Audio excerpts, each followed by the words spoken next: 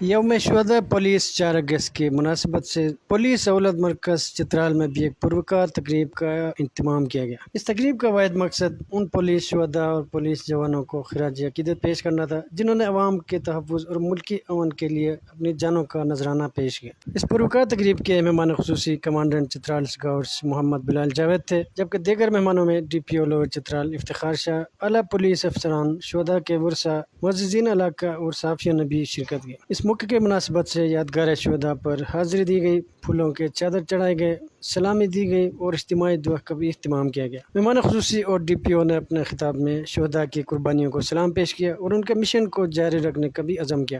یہ ماہ جو کہ بہندوش ہے تارا